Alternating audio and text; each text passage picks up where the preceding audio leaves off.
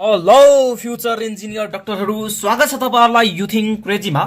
So solid state of म्याटरको part 2 हो। Okay, so यहाँ चाहिँ हामी डिस्कस गर्छौं types of solids. Like generally 4 प्रकारको सलिडहरू चाहिँ पाइन्छ, हेर्न पाइन्छ मार्केटतिर। एउटा चाहिँ आयोनिक सलिड हो, एउटा चाहिँ कोभ्यालेन्ट सलिड हो। आयोनिकको मिनिङ धेरैचोटि सुनेकै होला, कोभ्यालेन्टको पनि सुनेको होला। मेटालिक सलिड हो र एउटा मोलिकुलर सलिड हो। चारवटा टाइपको सलिडहरू हुन्छ र यति इम्पोर्टेन्ट भिडियो हो यो मोस्ट इम्पोर्टेन्ट पार्ट, सबभन्दा इम्पोर्टेन्ट पार्ट हो। यहाँबाट म्याक्सिमम चान्सेस हुन्छ क्वेसन काट्ने। ओके, ल हेर, यहाँ हार्ड त छैन, यहाँ केही नै कुरा नयाँ छैन, तर योबाट क्वेसन चाहिँ धेरैचोटि सोधिएको छ। बुक पल्टाएर हेर, तिमीले थाहा पाउँछौ। सो फर्स्टमा आयोनिक सलिड है, र आयोनिक सलिडको बारेमा बुझ्दाखेरि केले बनेको हुन्छ हैन, त्यसको बीचमा इंटरमोलिकुलर फोर्स के हुन्छ हैन, के को भित्र इंटरमोलिकुलर फोर्स हुन्छ, उसको मेल्टिङ पोइन्ट के हुन्छ हैन, कस्तो हुन्छ, एक्जाम्पल मात्र, सबैको यतिकै बुझ्दै जाने हो। ल हेर, एकदम सजिलो छ। फर्स्टमा मैले यहाँ लेखेको छु consist of positive and negative ions हैन। आयोनिक छ भने त आयोन्सले बनेको हुन्छ, त्यो त तिमीलाई थाहा छ हैन। यो कुरा सबभन्दा इम्पोर्टेन्ट कुरा, बाइन्डिङ फोर्स। बाइन्डिङ फोर्स भनेको इंटरमोलिकुलर फोर्स के, यिनीहरूको बीचको जुन फोर्स हुन्छ त्यो केमा हुन्छ, आयोन्समा हुन्छ। अरे आयोन्सहरू छ त भने त आयोन्समै त हुन्छ नि, हो कि हैन। आयोन्सहरूको कुरा चलिरहेछ भने त आयोन्सको भित्र फोर्सहरू हुन्छ कि हुँदैन, हुन्छ।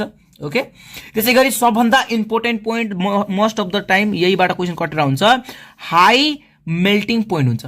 आयोनिक सलिडको के हुन्छ, हाई मेल्टिङ पोइन्ट हुन्छ। याद राखिराख, अहिलेसम्म आजदेखि याद राख, हाई मेल्टिङ पोइन्ट हुन्छ आयोनिक सलिडको। बुझ्नुभयो? आयोनिक सलिडको के हुन्छ, हाई मेल्टिङ पोइन्ट, याद राख। र यो ब्याड कन्डक्टर हुन्छ। आयोनिक सलिड हुन्छ जुन कि ब्याड कन्डक्टर हुन्छ। गुड कन्डक्टर के हुन्छ, मोल्टेन फर्मको हुन्छ के। मोल्टेन तिमीले सुनेको छौ नि, हो, मोल्टेन फर्मको चाहिँ गुड कन्डक्टर हुन्छ, ब्याड कन्डक्टर चाहिँ आयोनिक फर्मको हुन्छ। ठीक छ। अनि मुख्य पोइन्ट, सोलुबल इन पोलार हैन, polar solvent but insoluble in non polar solvent. Polar solvent भनेको वाटरहरू, याद छ तिमीहरूलाई, वाटर मेन पोलार सल्भेन्ट हैन है। ठीक छ। त्यसैगरी इनसोलुबल इन नन पोलार सल्भेन्ट। ठीक छ। नन पोलार सल्भेन्टको इक्जाम्पलहरू थाहा छ तिमीलाई? पोलार सल्भेन्टको इक्जाम्पलहरू भनेको लाइक फर्स्टमा त तिमीलाई याद राख्नुपर्ने भनेको, ल बेन्जिन एउटा छ, BEN ZEN बेन्जिन। अर्को टोलिन, TOULEN टोलिन हैन। अर्को क्लोरोफर्म। यिनीहरू भनेको भनौँ न नन पोलार सल्भेन्ट हो, त्यति खासै याद राख्नु पर्दैन, तर पनि। अनि पोलार सल्भेन्टहरूको वाटरहरू, ओके, वाटर भयो, एसिटोन हैन, एसिटोन, यहाँ हेर ACETON हैन, यिनीहरू भनेको पोलार सल्भेन्ट। ल ठीक छ। सो अब यसको आयोनिक सलिडको इक्जाम्पल बहुत इम्पोर्टेन्ट छ। ठीक छ। आयोनिक सल्भेन्टको सबभन्दा आयोनिक सल्भेन्ट भनेको छ, आयोनिक सलिडको चाहिँ सबभन्दा बेस्ट इक्जाम्पलहरू याद राखिराख। एउटा यो यति इक्जाम्पल त कमसेकम दिमागमा बसालिराख ल। NaCl, KNO3, CaO, BaCl2 etc। यति इक्जाम्पल कमसेकम याद हुनुपर्छ है, if you are studying for entrance. NaCl त कमसेकम याद हुनुपर्छ। NaCl भनेको आयोनिक सलिड हो भनेर याद हुनु पर्यो। ठीक छ है, ठीक छ। ल त्यसैगरी कोभ्यालेन्ट सलिड हुन्छ, एउटा कोभ्यालेन्ट सलिड हुन्छ। त्यति धेरै गाह्रो टपिक छैन, डोन्ट वरी, चिलमा पढ्दै जाऊ, हेर्दै जाऊ, MCQ पनि गराउँछु। Covalent सलिडको constituent particles are atom हैन। कोभ्यालेन्टमा के हुन्छ, एटमहरू हुन्छ के हैन, एटमहरू हुन्छ। र बाइन्डिङ फोर्स, इंटरमोलिकुलर फोर्स के को भित्र हुन्छ, कोभ्यालेन्ट बोन्डको भित्र हुन्छ हैन, स्ट्रङ कोभ्यालेन्ट बोन्ड। ठीक छ। भेरी हाई मेल्टिङ पोइन्ट हुन्छ, भेरी हाई, सबभन्दा भेरी हाई, सुपर हाई भनेको कोभ्यालेन्ट बोन्डको मेल्टिङ पोइन्ट हुन्छ, याद राख। भेरी हाई मेल्टिङ पोइन्ट भनेको कसको हुन्छ, कोभ्यालेन्ट सलिडको हुन्छ। ठीक छ। इनसोलुबल इन पोलार, पोलारमा चाहिँ इनसोलुबल हुन्छ। Usually soluble in non polar solvent, कहिले कहिले चाहिँ नन पोलार सल्भेन्टमा पनि सोलुबल हुन्छ, देखिन्छ। ठीक छ। इक्जाम्पल याद राख, डायमन्ड, वाउ हैन, भेरी हाई मेल्टिङ पोइन्ट हुन्छ डायमन्डको, तिमीलाई थाहा छ है। ग्राफाइटको पनि अलिअलि हाई हुन्छ। ठीक छ। क्वार्ट्ज तिमीलाई थाहा छ हैन, as a one of the strongest glass हो हैन। SiO2 को पनि हाई हुन्छ। ल सो यो कुराहरू तिमीलाई थाहा छ। कोभ्यालेन्ट सलिडको पनि इक्जाम्पलहरू याद राखिराख। ठीक छ। कोभ्यालेन्ट सलिडको इक्जाम्पल, गट इट। ल त्यसैगरी अलिकति अझै एउटा मेटालिक सलिड छ। एउटा metallic solid consist of positive ions in sea of electron. Sea of electron थाहा छ, सी मोडल अफ इलेक्ट्रोन हेरेको छौ, इलेक्ट्रोन्सहरू भएको ठाउँमा हैन। ठीक छ।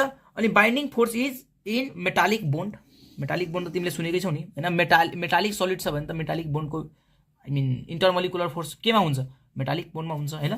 सो हाई मेल्टिङ पोइन्ट हुन्छ यसको मेल्टिङ पोइन्ट के हुन्छ, हाई हुन्छ र गुड कन्डक्टर हुन्छ, insoluble in polar and non polar solute, दुवैमा चाहिँ इनसोलुबल हुन्छ। ठीक छ। र इक्जाम्पल के हो, मेटल एन्ड एलोइजहरु। तिमीलाई थाहा छ मेटल एन्ड एलोय अथाहा छ, तिमीलाई जे पनि इक्जाम्पल लेख्न पाइयो। त्यसै गरी मोलिकुलर सलिड आउँछ एन्ड यसलाई चाहिँ क्रिस्टल पनि भन्छ। ठीक छ। कन्सिस्ट अफ मोलिक्युल्स हैन, मोलिकुलर सलिड केले बनेको हुन्छ, मोलिक्युल्सले बनेको हुन्छ। Binding force is weak, van der Waals force हैन, यसको मेन फोर्स के हो, भेन्डर वाल फोर्स हैन, लाइक विक हुन्छ। इन्टरमोलिकुलर फोर्स चाहिँ विक हुन्छ हैन। मेल्टिङ पोइन्ट इज लो, यसको मेल्टिङ पोइन्ट पनि धेरै कम हुन्छ, लो मेल्टिङ पोइन्ट हुन्छ और अन्य भन्दा।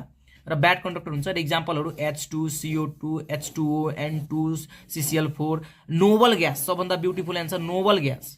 नोबल ग्यास के हो, मोलिकुलर सलिड हो, याद राख है, मोलिकुलर सलिड हो। ठीक छ।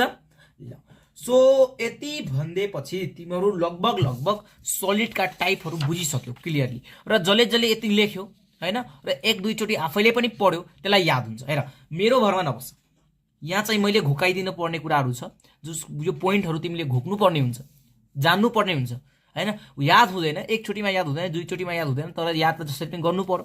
सर्टेन टाइमको लागि तिमीलाई इन्ट्रान्सको लास्ट दिन याद भए पनि पुगेगा चलेगा हैन। सो तिमीहरूलाई जसरी पनि यो याद चाहिँ हुनु पर्यो है। ठीक छ। सो अब यति तिमीहरूले साइडमा लेखिसकेको छौ भने त ठिकै छ, गर्न सक्छौ हिसाबहरू हैन, न्युमेरिकलहरू के अरे एमसीक्यूहरू हैन। यदि तिमीले लेखेको छैनौ भने चाँडो फेरि ब्याक जाऊ अनि फेरि लेखेर चाहिँ एक ठाउँमा राखिहाल। ठीक छ। ल सो अब म स्टार्ट गर्छु कहानी। NaCl is an example of ionic solid. मैले भनिसकेको छु यहाँ हेर, मैले पहिले भने NaCl भनेको के हो, आयोनिक सलिड हो। NaCl के हो, आयोनिक सलिड हो। यस।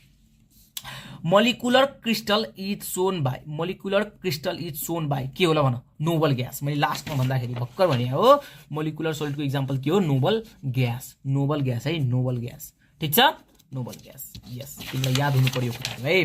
ठीक छ, noble gas. Which of the following is non crystalline solid. Non crystalline भनेको अमरफस के, नन क्रिस्टलाइन भनेको अमरफस। अमरफस भनेको ग्लास हैन। ठीक छ।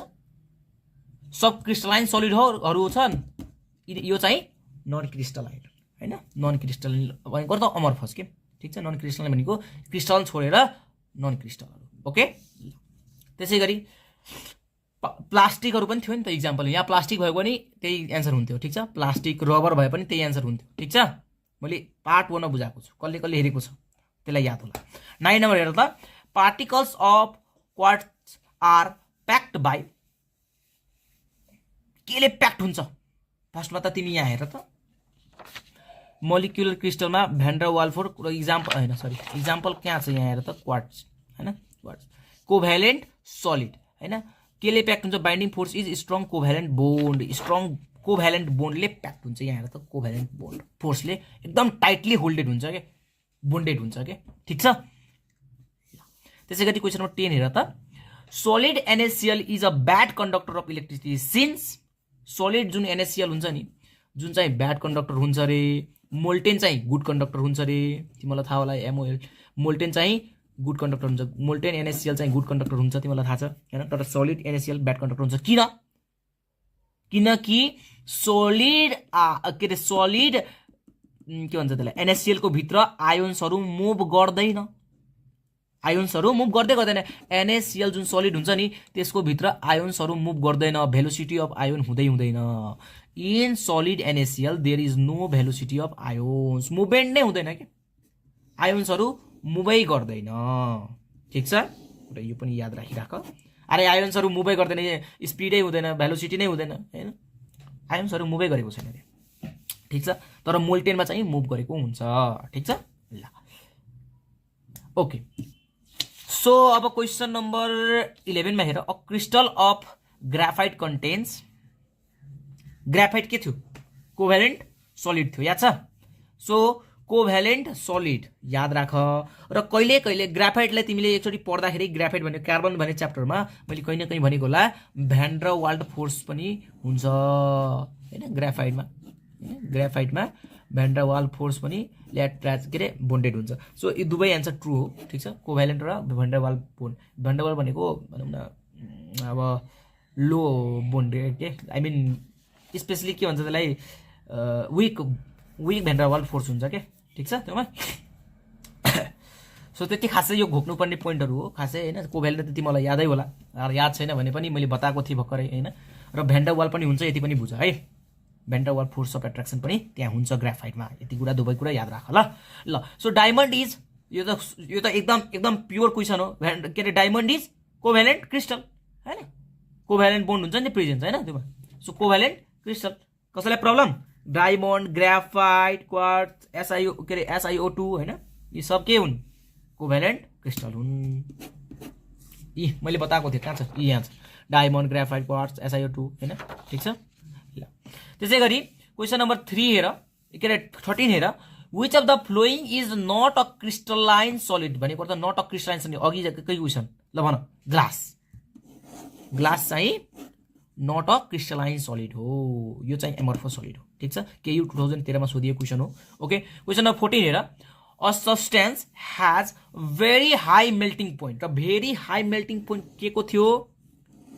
भेरी हाई मेल्टिङ पोइन्ट के को थियो यहाँ हेर, very high melting point, very high melting point covalent solid. सिधा कोभ्यालेन्टमा जाऊ, टिक लगाइदेऊ, covalent crystal, covalent solid, finished, ठिक छ बुझिरहेछौ ल।